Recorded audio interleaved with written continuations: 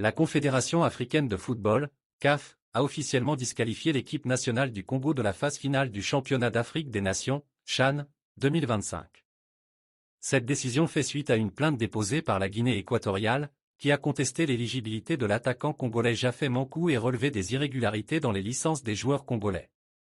Après examen, le jury disciplinaire de la CAF a confirmé que le Congo avait enfreint plusieurs articles du règlement du CHAN, notamment en alignant un joueur inéligible et en ne présentant pas de licence nationale valide lors du match aller.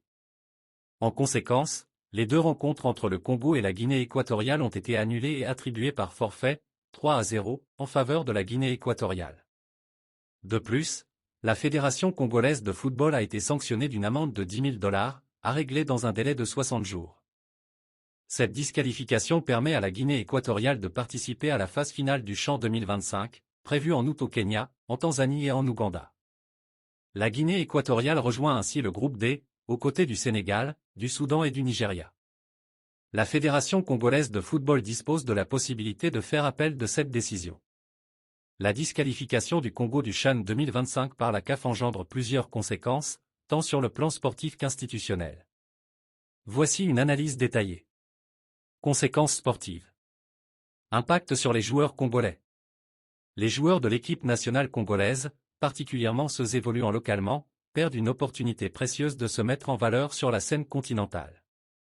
Le CHAN est un tremplin important pour les talents locaux. Qualité de la compétition. Avec la Guinée équatoriale intégrant le tournoi, la dynamique du groupe D, Sénégal, Soudan, Nigeria et Guinée équatoriale, sera modifiée. La Guinée équatoriale n'avait initialement pas prévu de participer, ce qui pourrait affecter le niveau de préparation et la compétitivité. Morale des supporters.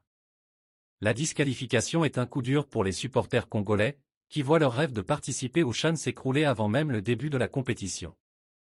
Conséquences institutionnelles. Sanctions financières.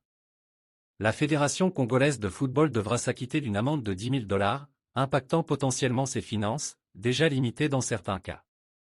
Perte de crédibilité. La disqualification entache la réputation de la Fédération congolaise. Elle reflète un manque de rigueur administrative et pourrait miner la confiance des partenaires et sponsors. Risque d'une suspension. Si des cas de mauvaise gestion ou d'irresponsabilité grave sont confirmés, la CAF ou même la FIFA pourrait envisager des sanctions plus sévères, incluant une suspension de compétition future. Conséquences pour le football africain. Mise en lumière des irrégularités. Cette affaire met en évidence les problèmes récurrents de gouvernance et d'administration dans certaines fédérations africaines. Cela pourrait inciter la CAF à renforcer les contrôles et à imposer des mesures préventives. Débat sur l'équité.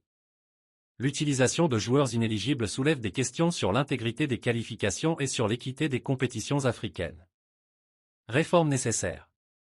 Cette affaire pourrait encourager la CAF à imposer des réformes structurelles pour garantir une meilleure gestion des équipes et le respect des règlements. Opportunité pour la Guinée équatoriale.